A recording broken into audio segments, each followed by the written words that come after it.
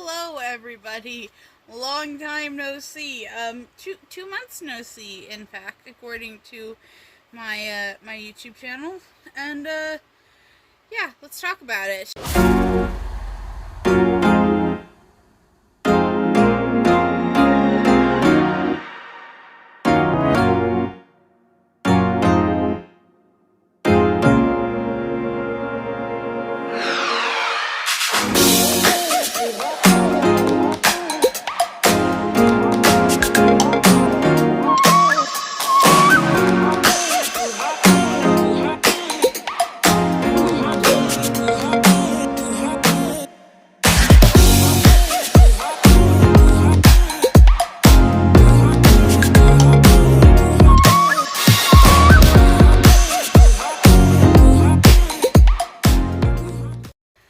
Well, hello, everybody. My name is Leia. I'm the disabled reporter, or am I?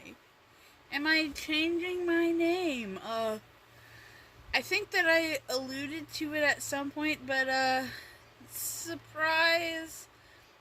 I'm not sure when this video is going out, but I'm no longer a full-time reporter again. I think I'm going to kind of take you through kind of the behind the scenes of what went on while I was working at KCAU. As far as me, I'm not going to talk about the job because I don't know if I can. I don't remember. But I'm going to just take you through. So, if you haven't seen my binge eating video where I talked about relapsing, or maybe I didn't make it. Yeah, I'll link that video down below. So, yeah. I guess I should start with Chicago. So, Chicago was good. Chicago was great. I liked that I didn't have the stress of going into the TV station every day. And even though the TV station, there was nothing stressful about the TV station, for me personally, lack of stimulation is stressful. And so I just wasn't doing anything that was stimulating me at the TV station. Like, there was nothing getting my mind going. It was all a little bit mindless work. I say this now as I still have to go to work at the TV station in 4 hours.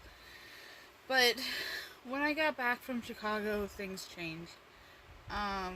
My hours were changed without my permission. My job duties were changed without my permission. And I thought that it was going to be okay. I was telling myself, it's okay, you're quitting in June. And I couldn't get myself to. Part of the reason was that I wanted to move out at the end of the month. And initially I was going to move out on June 24th. Which is, it was a bad day because that was the day of Pride in the Park. And so we ended up deciding to move when I'm filming this video last week. Pride in the Park was good. I mean, I was sick and I ended up going home. I had high blood sugar and yeah, it was not good. So even though I was supposed to be doing work, I had to leave. And there was a whole kerfuffle about me still having to do the work, and it was a whole thing. And July was spent mostly either in the hospital or packing. I was in the hospital for a week with some mental health concerns, and I'm not really willing to talk about that. I'm going to link a LinkedIn post, if I can remember, in the down bar, and if I don't, please remind me in the comment section to link that LinkedIn post to kind of show you why I don't want to talk about it. And I think when you read the LinkedIn post, you'll get it.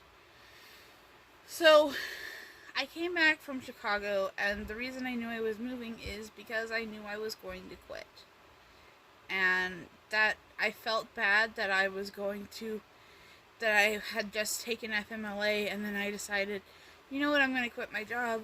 But I also knew that I personally couldn't keep going the way I was going.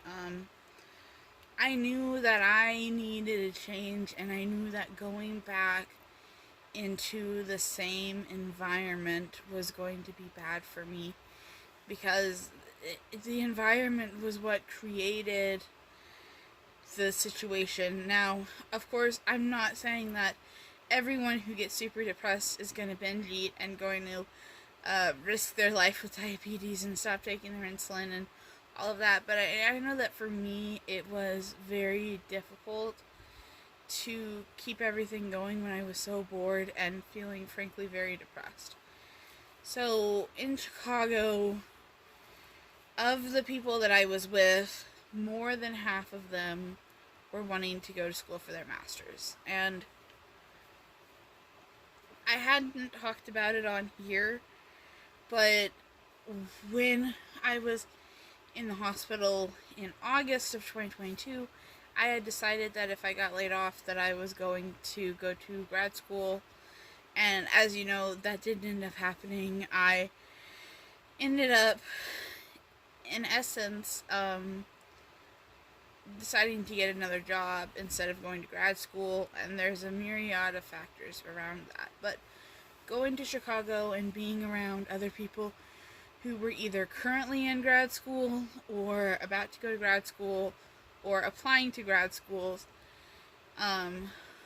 all of that kind of made me want to go to grad school. And what did I want to go to grad school for?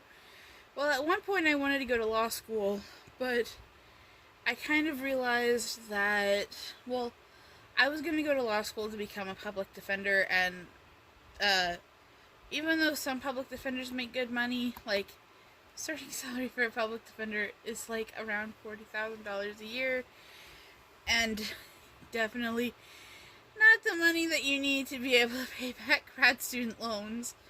And I didn't know if I would have the credit score for grad student loans and all of that stuff. So that was very, very stressful for me. But I also knew that I really love working with local government. I like working in local government.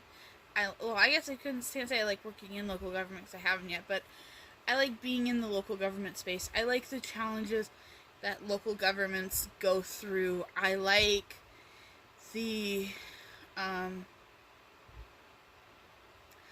just like what local government has to deal with. And so I had been talking with someone in my life for about 2 years, about me asking this person, like, what do you do to become a city manager? And they had told me, you know, you go to grad school and you get your master's of public administration. And so for me, getting my master's degree was kind of like, if I was going to go to get a master's degree, this is what I was going to get it in. And way back in like September, October timeframe, I had looked into master's programs, and I had ruled out a winter start date because I had started looking too late. So I was looking at a summer or a fall start date, and I had narrowed it down to 3 programs. 1 in Iowa and 2 in the Kansas City metro area. But I had a problem with getting letters of recommendation because I wanted professional letters and not just academic letters because I thought they would look better. And the people that I asked were way too busy to write them, so I only ended up getting 1 letter. But then when I was in Chicago, I Googled MPA programs in Chicago, and the first one that popped up was Roosevelt University. And I looked into the program, and I kind of loved it. I really liked the idea that I could go to school for, like, MPA with an emphasis in finance, because that's what I loved. If any of you have read my work, you know that I'm really good with the numbers. I am a numbers person, even though I'm a writer, and usually writers aren't numbers people. But I really liked the program. The only problem was the cost. And Roosevelt is a small university, and it's a very expensive university. The other schools that I were looking at were state schools, and Roosevelt is a private university in downtown Chicago. So yeah, everything is expensive in Chicago. And I thought, it's okay. I'll take out loans. City managers make like over $100,000 a year, so I'll be fine. Even department heads make like $60,000, $70,000, $80,000 a year, so I will be fine. And then what happened was I didn't qualify for the PLUS loans. And so my dream of going to Chicago basically flew out the window. Until June 4th, that is. Yes, I know it's ironic that this all happened right around the time that I posted my last YouTube video. So, I asked about getting the graduate assistantship, and they said everyone has to apply and be given a chance. So I went ahead and did my advising, and I applied for the graduate assistantship, and I waited. And thankfully it wasn't a long wait, it was only about 8 days. And the deadline was the 12th, and I believe on the 13th or 14th I got an email from the department head saying, "Congratulations, you've been selected as our MPA student, as our graduate assistant student." So that meant that I will be working for the department, working for my part-time job, which I will just say now, my part-time job is working for the Hawkeye. It's been working for the Hawkeye, and I haven't revealed that for a variety of reasons, but yes, I will be working for the school, I will be working for the Hawkeye, and hopefully I'll be finding another job. I may have some news on that soon. If I do, I will ask if I can announce that and make a YouTube video about that. If I can, great. If I can't, that's fine too. If I get this job that I applied for, it's I'm applying for a lot of remote jobs, but I think it's going to be different this time because I'm not going to be stuck in a room doing, repetitive work. I'm going to be, like with the Hawkeye, even though it sounds like doing city government is repetitive, for me it's something new every single day. Every single time I write an article, it's something new. Even when I write the same article, even when it's my yearly budget review article, it's something different every time. And yeah, the only other update that I have is on diabetes, and well, being on insulin only is not good for me. I am dealing with a lot of problems, and I have made the very difficult choice to ask the doctor to go back on metformin. I know that sounds unreasonable, and maybe it is a little bit unreasonable, but, metformin made me very sick. It caused me all of the gastroparesis symptoms. And here's the deal, is that if I get going the way that I'm going with my diabetes, and I keep going down this path, not only am I going to have actual real vagus nerve damaged gastroparesis, but I'm also going to have retinopathy. I'm also going to have kidney problems. Like, I can't keep going down the route that I'm going, and sometimes there's not a good option. Sometimes, people say, well, we can find a solution that doesn't make you sick. And I think that, for me at least, I don't care so much about being sick all the time. I can manage. I managed for a year. But what I can't manage is going to the emergency room every 3 weeks. What I can't manage is if I didn't take my insulin for 4 days because of depression, and I almost died. Like, I was in the beginning stages of DKA. I can't manage that. I can't keep going this way, so back on metformin we shall go. I'm going to make sure that I eat it with big fatty meals every day. And if I can't eat it with big fatty meals, I'll eat it with protein. I'll take it with protein shakes. I'm going to do everything that I can, and maybe it won't make me sick. Maybe it will. But at the end of the day, You know, I always joke that my goal is to live to be 100, and really what that joke is more about is that I want to prolong my life as much as I can with the conditions that I have.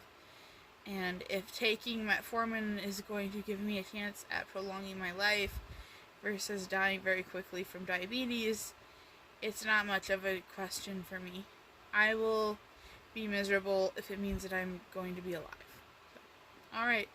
Well, that's about it, guys. Hopefully I'm going to get back to posting regularly now that I feel like, you know, because this is my last week at my job, so I feel like this, like, big, heavy curtain has been lifted off of me. I feel energetic and excited again. So maybe, you know, a Chicago vlog. Maybe now that I actually am quitting this job and there's nothing that they could do to me, I might film a day in the life vlog. We'll see. Alright, bye guys.